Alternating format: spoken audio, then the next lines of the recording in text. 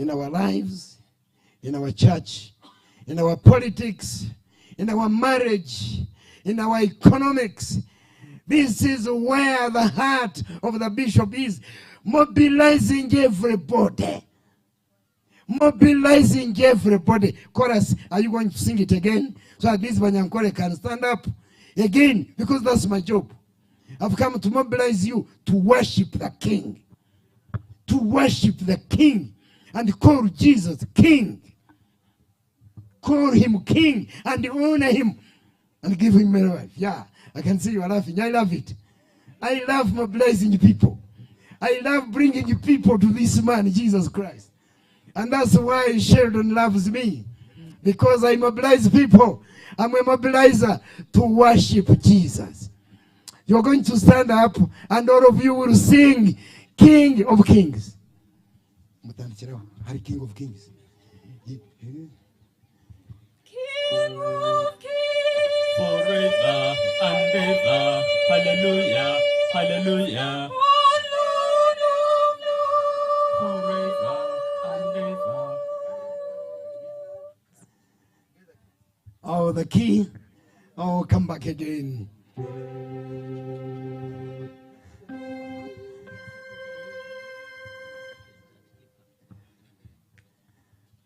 Yeah. You can see how we struggle to worship the King. That's what actually that, I liked that. Because that's the way we find trouble to worship him. A lot of things are fighting inside there. Should I worship him? Should I do that? Should I honor him? Should I follow the bishop? Should I? Forever and ever, hallelujah, hallelujah.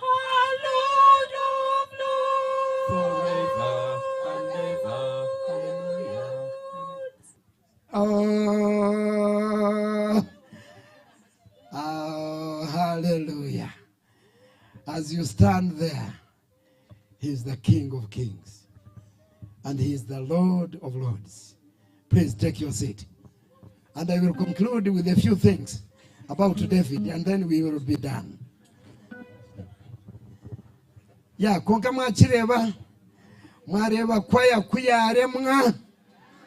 What does that mean?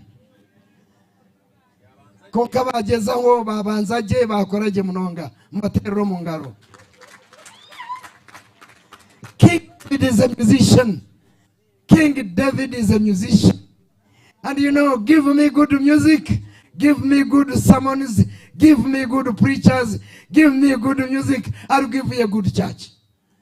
These new churches in Mbarara and all over Uganda, why they are taking our younger men, why they are taking our younger people, is because, Bishop, you know, they have good music, and they have good choir, and they have good preachers. So pastors, work on the music. Work on the music in the church. You see, King David, he took time and wrote all those psalms, 150 of them. He was a singer. He enjoyed music. I enjoy music. I love that music, King of Kings and Lord of Lords. So give me a church, and you give me good choir, and you give me good preacher, I'll give you a good church. Amina. Mutiru mungaro. Yego. Good music and good preacher. I am concluding on two things. Bishop, when this man becomes king, he had a problem. David, as a character, you will always have leaders, and great leaders will always have problems. One was a sword enemy of Israel. Goliath was a sworn enemy of Israel.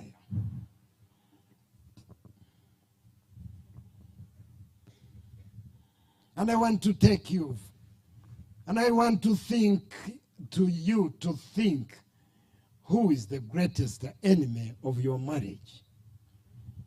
Who is it is not the woman your husband has recently befriended, no. Who is the greatest enemy of your business? It's not your neighbor who has started a new business next to you. Who is your enemy? Number one. Enemy number one of humanity is Satan himself. He doesn't love you. He doesn't care about you. He will destroy you. He will kill you. He wants you to be a nobody. And we need to know that. That as a church, we will never,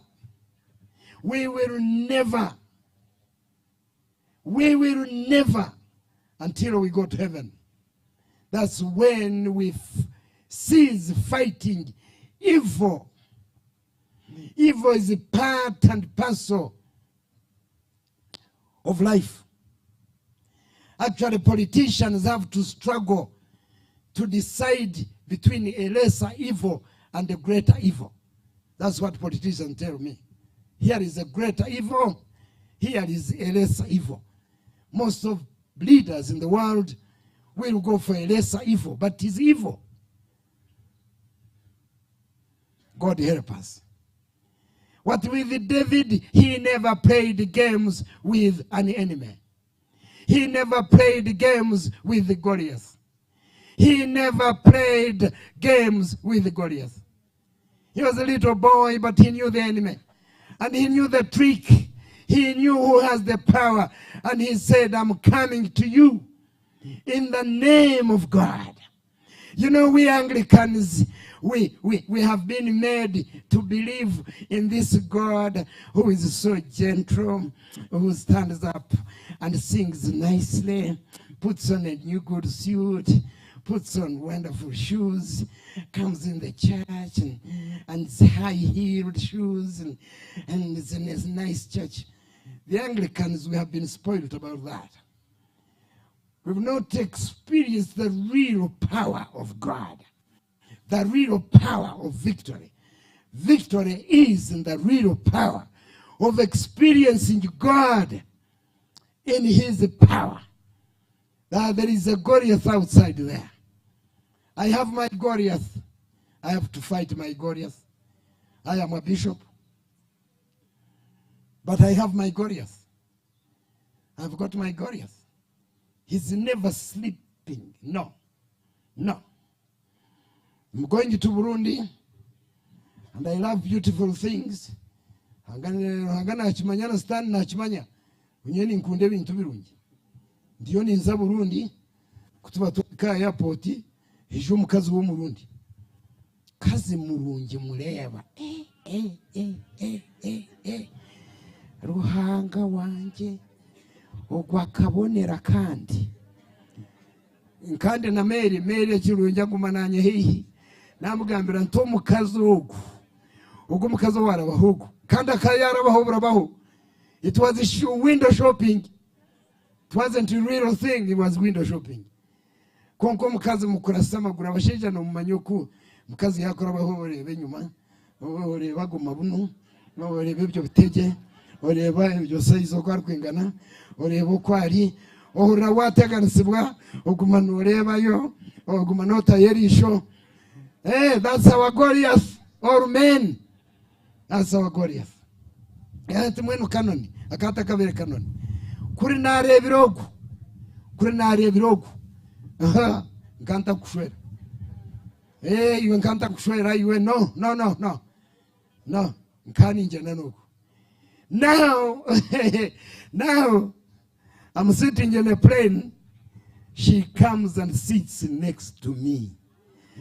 Oh, Kotakarevaga. I started sweating. My God. I started sweating. I started trembling. I started looking up and down.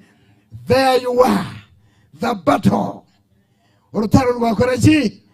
Urutaro rwatandika. Nerwo. Taro rwatandika.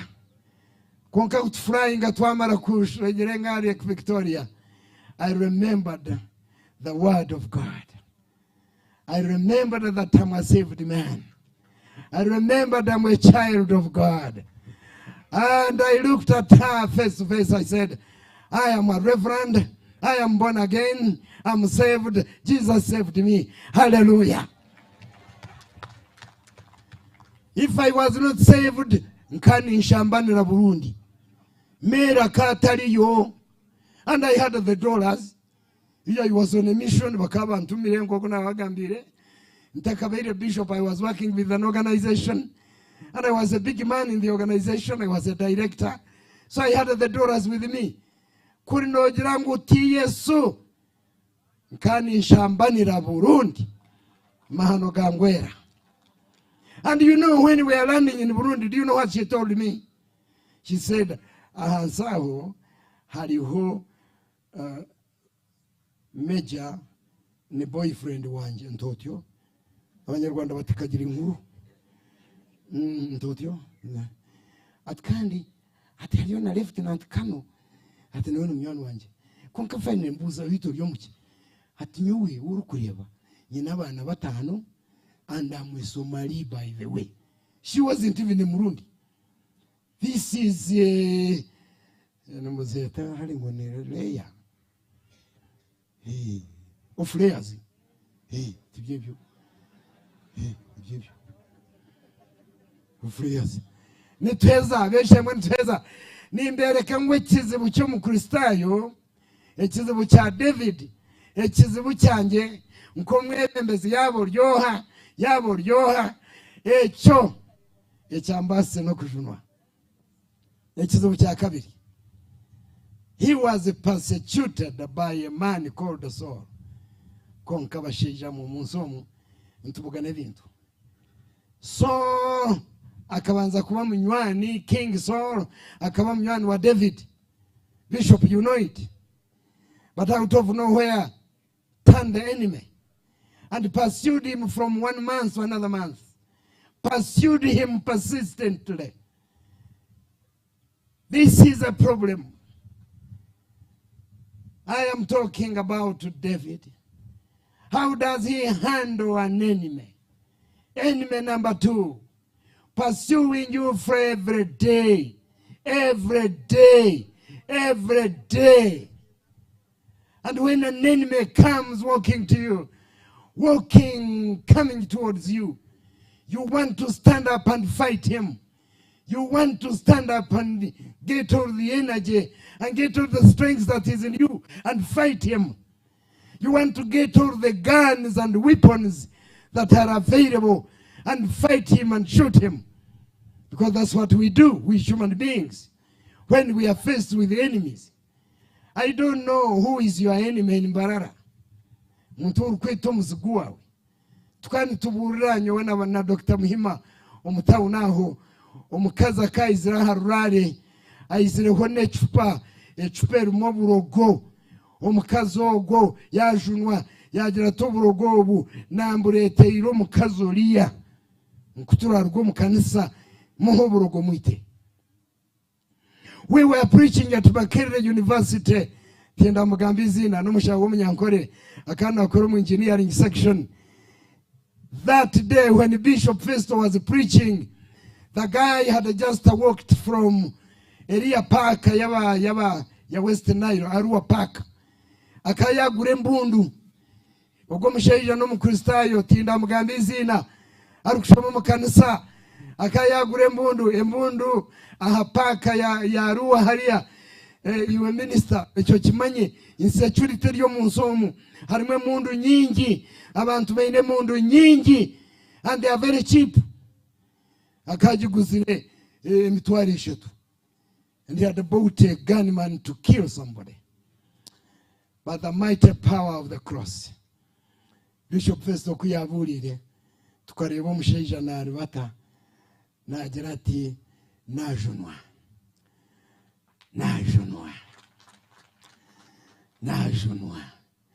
kandi ninyetesa ekibi kya rwango ekibi ky'obwisi. And I'm going to stop the gunman from killing this man tonight. The power of the gospel. The power of the gospel. The power that has transformed Ankole. The power of the gospel that has transformed this country. The power of the gospel. That's the power of the gospel that transforms. Ekindukundira Daudi, he never retaliated. Saul akamushanga yabera yesherekere. Daudi in the wisdom of God aruhanga nakobwenge. Kor kubo ino muzigura hanga nakobwenge how to live. Nkashome bya peace. Abaminya mu university nubundi ugireyo kushome bya peace. The enemy, the way to deal with the enemy is never to retaliate. David in that hall, aho umugabe yamushangire, akagenda yakwata akenda ke, yasharaho, yakwata icyo kunyweramo, yakimwihaho, yakwata amacumuge, yagamwihaho. David yashohora n'abasirikare be. Abandi bagira ngo wano mwita niwe wano mwita ono musheja ruhanga yamukwire to mwita ono musheja ruhanga yamukwire to musharuka mutema w'umutwe. I'm finishing, my brothers. I've taken long, but this is very important, particularly violence in Uganda, where people are killing people for nothing, for land, for whatever reasons there are. But is a result of hatred, enmity, which has no end. I pray that God will make you a David. The thing that makes David a great man is he never fought back. Give God a handicap. He never fought back. He never fought back. He never revenged. He never. And he walked away. You may think he's a coward. No, David is not a coward. He's a great fighter. But he knew the wisdom and the way to peace is by loving such an enemy and sparing him from death.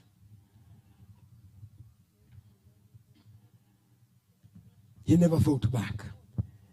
Ninkushabira. Tindi kumanya byoro kurabamo. Tindi kumanya mataka g'abantu nigahinga yagonyagire. Tindi kumanya n'abantu bangahe barikwenda kunyaga ryawe nanyijwe bagenda kunyaga ryanjye. Hari umushinja akenda kunyaga ryanjye. Akija yagambira umukozi wanjye atugenda ugambira bishop ngo kurugati ngo ahahabo wanjye. Ni byibyo ahahabo wanjye ati. But God gave me the wisdom. And I'm standing and I'm praying for him. And I'm praying that God one day will save him. But the thing is that I'm living in peace in Kamwenye. And I'm going to the same church. And I go to the same church with this man.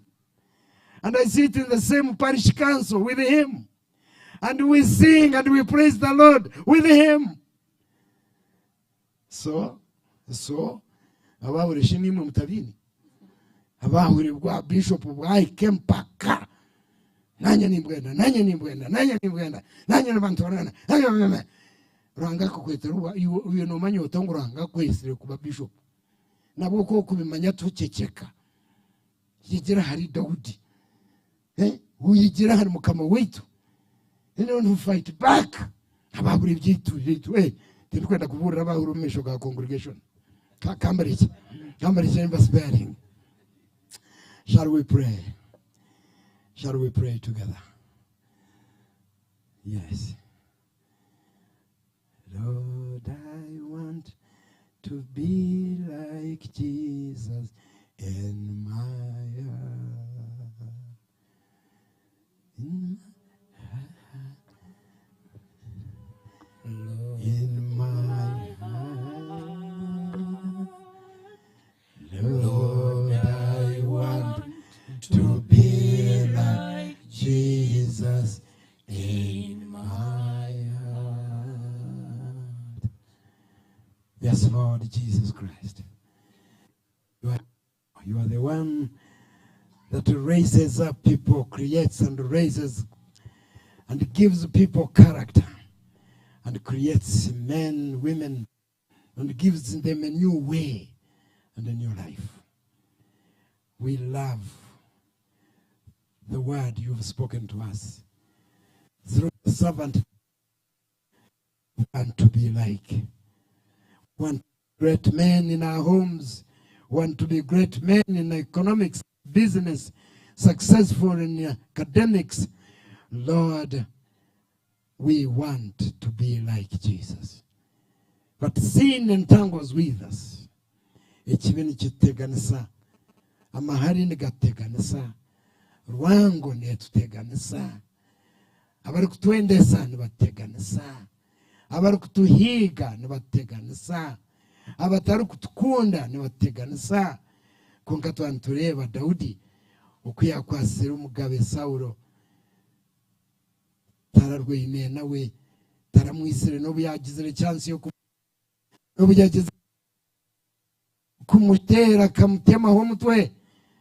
But David haukakana akunda akagira tinda sheshe shagama iyo muntu washirwa amashita. And so Lord, I pray and I pray and I pray that you speak to these.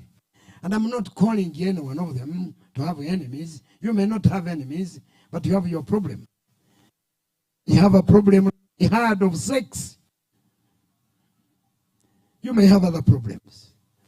And I'm praying for you that today is the day of your destiny.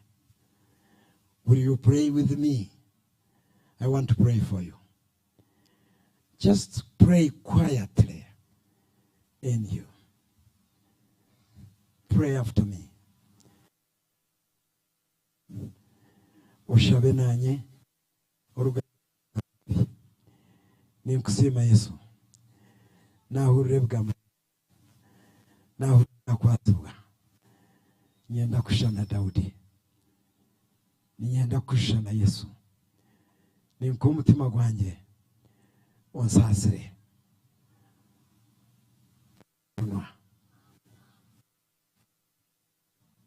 Hallelujah.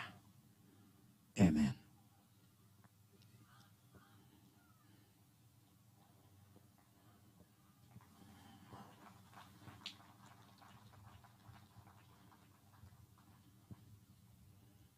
Did you pray that prayer? Are you true down in your heart? Thank you for that. Yeah, I like that. If you prayed that prayer and it is your first time you've given your life to Jesus Christ, you are saved, you are now a Christian. You are a child of God. You have a new destiny. I want you to put up your hand and say, Bishop, I respect God and I honor God. I prayed that prayer. Just to put up your hand. Just to put up your hand. That's the most difficult part.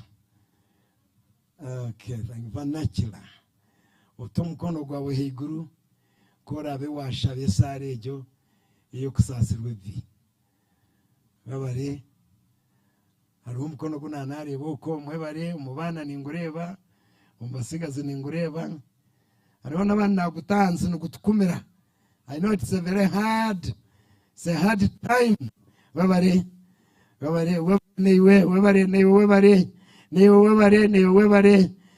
know it's a very moment right now. You know, my first time. Nkani ntukumira. Kantinire. Nkanta kutekereza mu kibaska. But put up that hand again. Put it up again. Gutayigura munonga. Imuka. Imuka no mkono gwa wogo ijahanu. Imuka straight and walk. And walk here. Thank you, young man. Thank you, my friend. Thank you, young girl. Thank you, young girl. Thank you, young girl. Thank you, young man. Thank you, young man. Thank you, thank you. Thank you, thank you, thank you there. Thank you, thank you. No manyito by'abagurusi n'abasheja bakuru twenda ngo turebe Yesu nkani mburira brigadier, one of the brigadiers, he's going to be with the Lord. Yashobora mu rusenti yagenda. Aho kata kwenda kwemerera n'abana aba no kwereka abantu bakuru twine byito. So I'm saying you can come and see us. Yeah, Sharamu, he didn't come to see us. He walked down. Kuyabe yaka KPC, abarikumanya KPC Saheli. Brigadier, by then he was brigadier. Hata kazomu iguru. He's dead. Kariwa yagaruka at the bishop, at the reverend, ubuwa burira najunwa. Konka na gireshoni. Hakuwa ndio mserikali mukuru omwihanga. So na shore. Kuna ikifoku. Kuna ikayoku. Kuna ikayo. Ranga yanga birangaruke ngambire kuna junwa. So you could be there. With Anglicans, I know us. That's who we are. We are very gentle. Turukwenda kubembarasta. Turukwenda kwembarasinga abantu. Ngo abantu bakurebe ngo newe wimuka waje. Yego nico wahangirwe ukahangirwa kujunwa. Ukahangirwa kwa muntu waranga. Ukahangirwa kuba kutangaza. Ukahangirwa bintu. Ukahangirwa ngobo wikitinisa omwihangeri. Ukahangirwa ngobo mugeiga omwihangeri. Okahangwa ngobo wikitinisa omwihangeri. And I am saying today, Ahizoba, Bishop Abaruksima Ruhanga, you can give God a gift of your life. You can give God a gift of your life. It doesn't matter. Tindu kumanya nyowe. And you don't need to be known by a bishop. Bishop tinye nchuna bantu. You don't need. But there's one who knows you. And he knows why he created you. And he knows why he prepared today. And he knows why you are here today.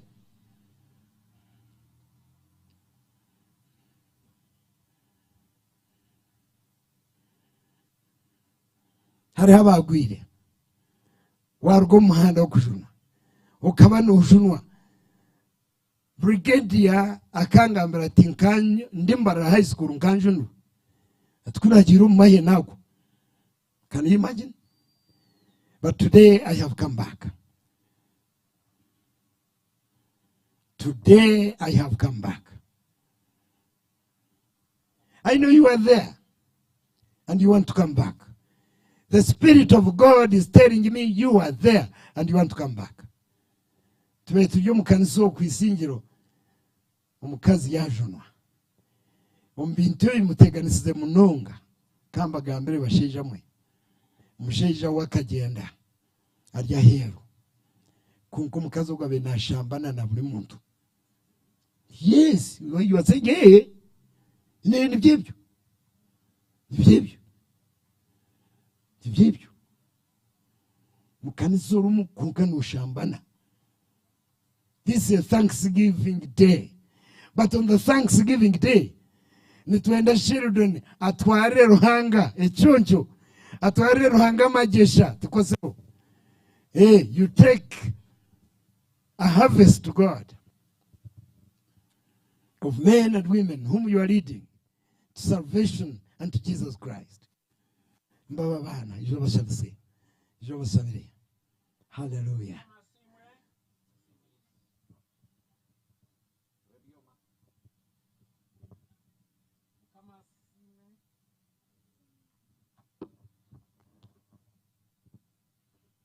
Asimwe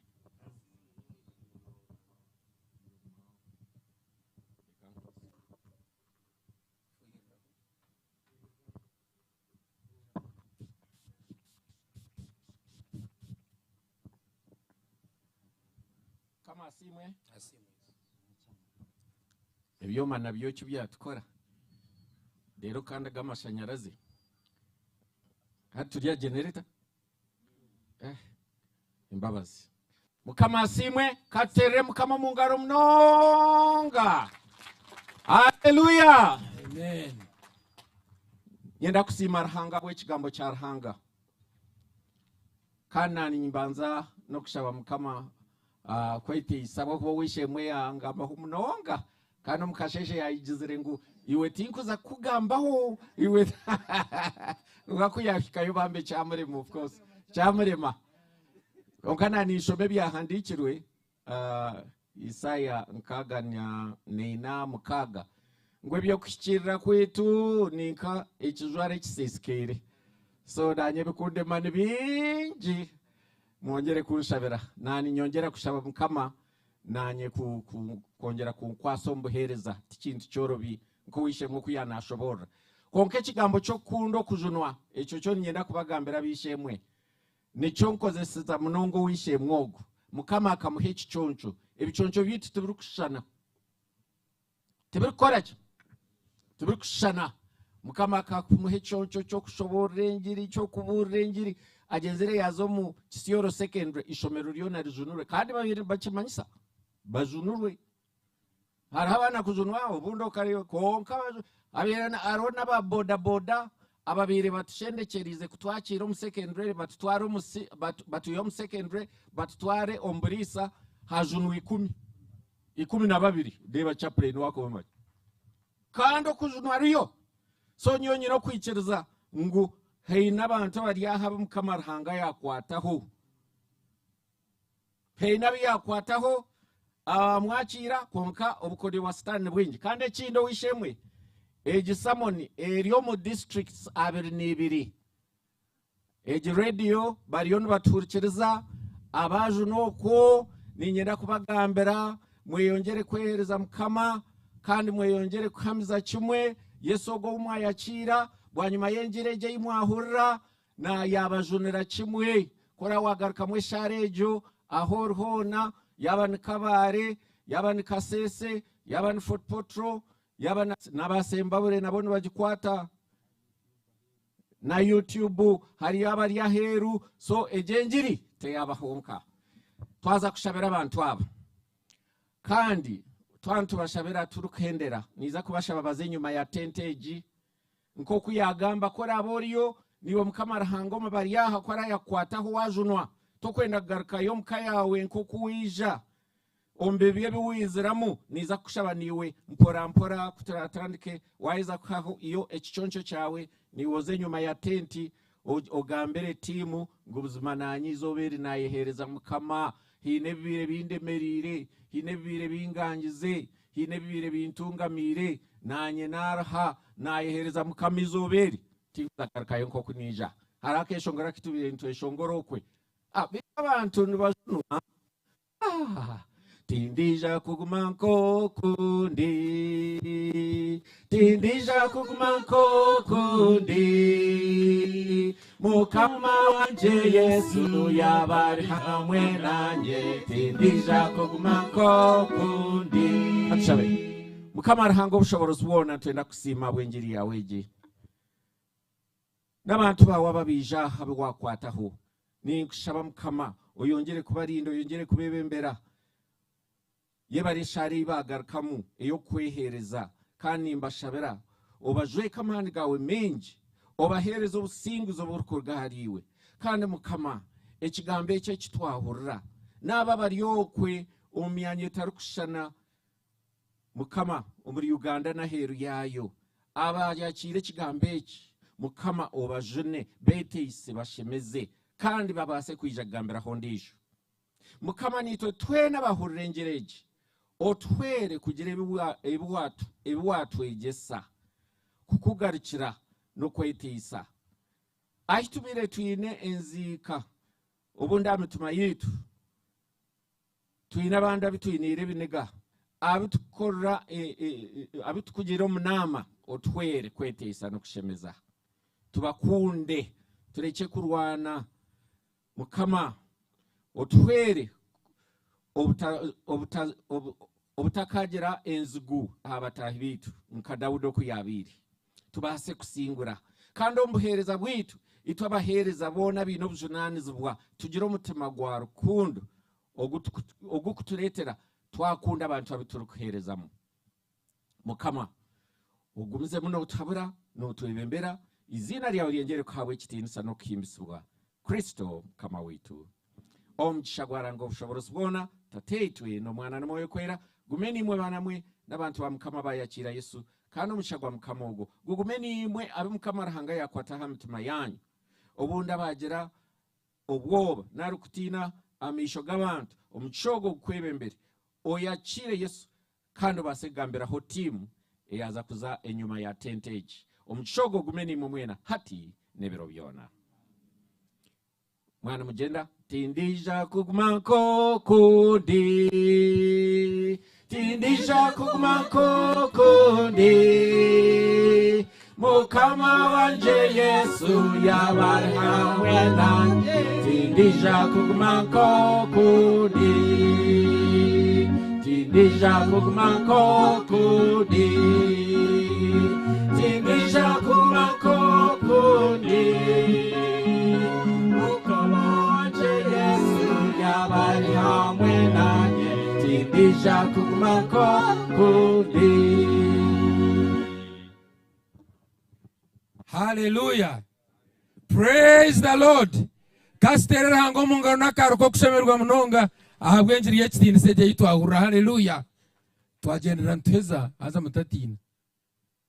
Ntukomeza mu kwakira abantu kandi twanshabanga abakebeze beitu wariho umuntu wamwakira okuyargo mu motoka giruti okampa kakade kaunkatwara hariya tukumanya haza njibakira polite cyo njibakitine nsonga omwanya buntu go kwija customer namwe jenena president witu wa mothers union yangira ngo harha chubura girls ai bishop aturana tugambira barho bachubura barahe chu kababa uyaka no mushije cyara okay mwe barabachubura mwemerere oye chuburejo aha ngo baryaha bija kusimiraho no kusima bwemero yawe eyiwa bakorera mu chubura nawe cyo please wardens watch out and omuntu yeija obunu muturita kapopara obunu tamurebere kandi ayesirwe mukama wita simwe mbwene hatwaza kutebekana semituma yitu okwereza rahanga na no kumusima n'ibintu bibiri noija kureba ngo wayenanuramu wargo mu ntebe ya hato nzakutaha abantu atensi okuno kurundana ntukweto kurundana hato cyo cyargaho kandi haza kwijaho abantu orgo mu ntebe ya orge kuro mu nshonda ojo cyo ni isima rahanga aho kankorireke ni isima rahanga omushana gubeguruho mbwene hatugwisha mweno osima rahanga bwe bintu bingi munonga namoro bwashesha ntushikoma mizi ntugira ngo muyaga gutija na hato muyaga tugwije muterera hango mungaro munonga mwene byora rahanga nabikora okugira ngo tumusimo okwa kutukorera ibintu birungi mbwenu hati twaza kushaba abakebezi yes Paul abakebezi bazagumana bataho umuntu n'umuntu so that turgenyuma turabe uko no kuraba ndene kindi omureberezi witu wankore na asima kandi tusima Ankole Diocese abwe myaka 13 mureberezi witu abire bishop kandi kindi kikuza gukora taho no kusima yebare munonga kutukorera yebare office yitu namategura gariyo ngakagari yebare kasido yebare All Saints Church yebare kigaragara yebare nkai yebare harwo ebyo nza kubisimira mureberezi aho katukorera mu muhango munonga kwaya ekeshongoro rero twanturundana emitwijo yeitu bakebeze no kuzana nkabidara rero tukatandika kurundana then after which nza kusimara hanga twebebera umureberezi witu abwo myaka 13 na neka ye ntuzimara hanga yes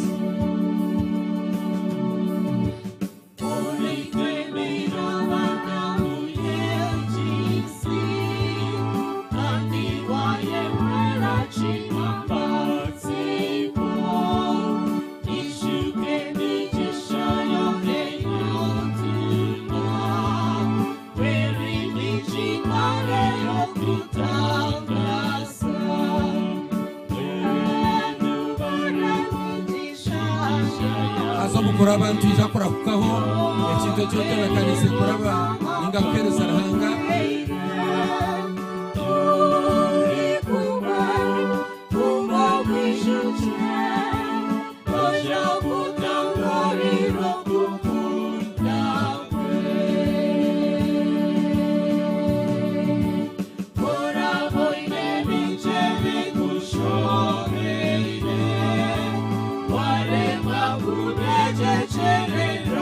Yesu, ishuke